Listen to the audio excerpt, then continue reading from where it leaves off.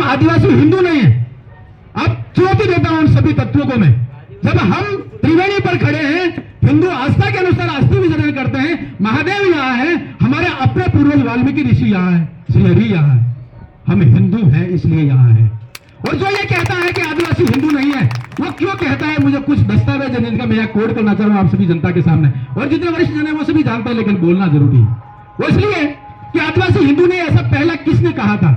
वो कहा था एक पादरी जिसका नाम था वेरियर एल्विन, उसका नाम है वेरियर एल्विन नाम का एक पादरी था, उसने कहा था। तो क्या ऐसा बोलने वाले लोग पादरियों की बात कर रहे हैं?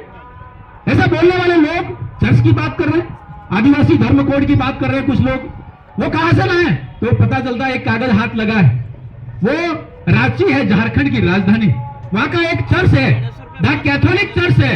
द कैथोलिक चर्च ने लिखा पहली बार धर्म कोड चाहिए, और धर्म कोड की मांग पहले चर्च ने की, और वो चर्च वो सारी बातें की, और उस बात को चर्च की बात झारखंड की बात लाके बेनेश्वर में डाल दी और हमारे वागड़ में डाल दी, और ये कहा आदिवासी हिंदू नहीं है, चर्च कोड चाहिए।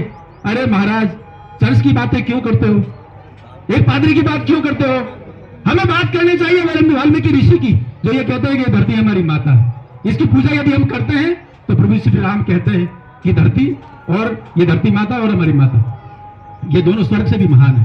हमारी प्रेरणा ये है, हमारी प्रेरणा आदिदेव की है, जो ये कहते हैं कि नव क्रांति होनी चाहिए, नव भक्ति होनी चाहिए, संतों के साथ में बैठना, अच्छी बात करना है और विकास की बात करना है। इस बात को कौन कर रहा है?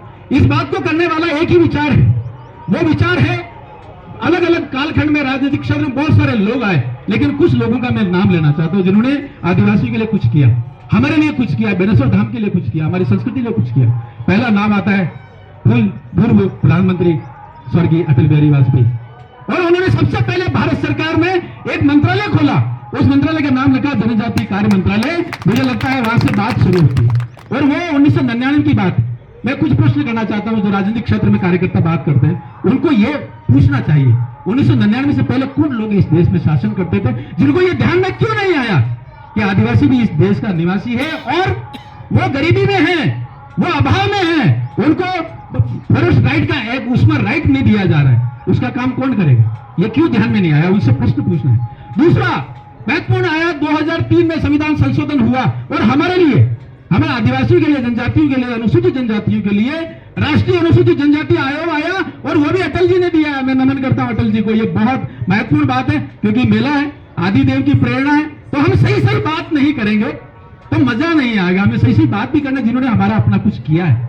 और एक बात और लेना चाहता हूं, मैं भैरव सिंह शेखावत का नाम लेना चाहता हूं। इस क्षेत्र में, जिसको हम अनुसूचित क्षेत्र बोलते हैं, पहली बार यहाँ के निवासियों को, यहाँ के युवाओं को नौकरियों में आरक्षण देने का काम 1995 में भैरव सिंह शेखावत ने किया। मुझे लगता है वो कौन से राजनीति से आता है, कौन से राजनीतिक दल से आता है, मुझे नहीं पता, मुझे ज्यादा नहीं पता उनके बारे में, वो कहां कहां काम किया उन्होंने, लेकिन उन्होंने 1995 में दिया। और नंदलाल मीणा का धन्यवाद, उस टाइम वो मंत्री थे जनजातीय कार्य मंत्रालय के राजस्थान में, उन्होंने ये काम किया। और उसके बाद यात्रा चलती गई, उसके बाद यात्रा बहुत सारी है। यहाँ के फर्जी मूल निवासी बनते थे, मूल निवासी प्रमाण पत्र बना के लोग नौकरी छीन के ले जाते थे, उनको रोका 2016 में वसुंधरा जी ने, और उन्होंने कहा कि 1970 में जो यहाँ पे रह रहा था, उनके बच्चे हैं, उन्हीं को मूल निवास मिलेगा, चाहे वो ST SC का हो, OBC का हो, यहाँ का जनरल हो, सभी को, बाहर से आने वाला उसको लाभ नहीं मिलेगा। ये सारे काम जिसने भी किए वो बहुत महत्वपूर्ण है। लेकिन आज बात चल रही है हमारी अस्मिता की, हमारी अपनी पहचान की, जिसको बोलते हैं 5वीं अनुसूची। 5वीं अनुसूची को 1999 में जब लागू किया, जब बहुत बड़ा एक निर्णय हुआ, दिलीप सिंह भुरिया, वो भारतीय जनता पार्टी से आते थे, लेकिन उन्होंने लागू किया। उन्होंने कहा कि यहाँ का निवासी का हर, चाहे प्रधान हो, चाहे सरपंच हो, चाहे जिला प्रमुख हो, वो आदिवासियों के लिए सीट आरक्षित होगी। मुझे लगता है यह भी अपने आप में बहुत बड़ी बात हुई, और यह भी बात जो है दिलीप सिंह भुरिया ने किया, जो भारतीय जनता पार्टी से आते थे, और ये बात बहुत तेजी से आगे बढ़ी। आज जहां जिस क्षेत्र में हम लोग काम करते हैं, ये कालखंड है, यहाँ कई जगह कांग्रेस की सरकार है, कई जगह दूसरी सरकारें भी है, और केंद्र में मोदी जी की सरकार है, राजस्थान में भजनलाल जी की सरकार, ये सरकारें सारी काम कर रही है, ये सरकारें काम तेजी से कर रही है, अलग अलग काम खंड के। लेकिन कुछ बात, 3 बातें आपके सामने और रखना चाहता हूं। हमारा अपना गौरव, हमारे आदिवासी की बात कौन करेगा? हमारा अपना प्रतीक कौन है? हमारा अपना प्रतीक है मानगढ़ धाम, हमारा अपना प्रतीक है भगवान बिरसा मुंडा, इनकी बात कौन करेगा? तो देखिए, इतिहास में पहली बार नरेंद्र भाई मोदी, माननीय प्रधानमंत्री जी, मानगढ़ धाम आए 1 नवंबर 1922 को, और आए और बहुत बड़ी बात कह के गए 4 राज्यों के लिए। उन्होंने कहा राजस्थान, गुजरात, मध्य प्रदेश और महाराष्ट्र चारों मिलके मानगढ़ धाम के लिए कुछ करें। मुझे लगता है बहुत कुछ किया होगा, लेकिन आज की तारीख में चारों जगह जो सरकार है वहां पर हम बात करने की और उनसे लड़ झगड़ने की ताकत में हुए स्थिति में हम मन में भावना है कि मानगढ़ धाम के साथ साथ बेणेश्वर धाम पर भी जनजाति गौरव का कोई बहुत बड़ा स्मारक जो राष्ट्रीय स्तर पर होना चाहिए। आप सभी की राय से हम इस बात को आगे बढ़ाएं।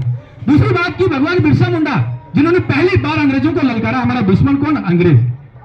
सन 1900 में ललकारा। 1895 में से उन्होंने बहुत लंबी यात्रा है, उलगुलान किया था उन्होंने। और किस बात के लिए किया था? जल, जंगल, जमीन, जन और जानवर हम सभी के लिए किया था, जिसको हम बोलते हैं प्रकृति, प्रकृति की रक्षा के लिए किया था। वो ललकारा था अंग्रेजों को। उन्होंने सीधा कहा, उनकी 10 शिक्षा उसमें मैं नहीं जाता, लेकिन दो बातें मुझे अब बार बार याद आती है। उन्होंने कहा है, उन्होंने ये कहा कि दूसरे धर्म से बढ़िया है हमारा अपना धर्म। हमारा अपना धर्म कौन सा? भगवान बिरसा मुंडा किसके लिए कह रहे? वो इस बात के लिए कह रहे थे कि महादेव का जो धर्म है वो हमारा अपना धर्म।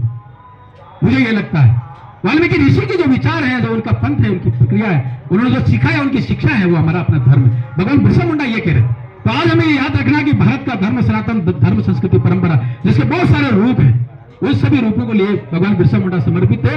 और दूसरा उन्होंने कहा कि गौ माता और तुलसी माता की पूजा करना है। मुझे बताइए, आदिवासियों में से पैदा हुआ एक 26 साल का युवा जो जितने भी क्रांतिकारी हुए उसमें एकमात्र ऐसा जिसको लोग भगवान कहते हैं, वो ये कह रहा है कि गौ माता और तुलसी माता की पूजा करना है। मुझे आप ये बताइए, तुलसी माता और गौ माता पूजा करने के लिए कौन आगे आया है? कौन सा धर्म आया आगे?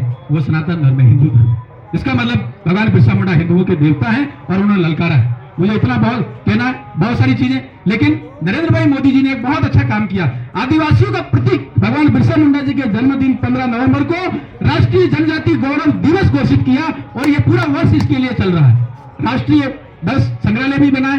मुझे लगता है राजस्थान की भी इसमें बहुत अच्छी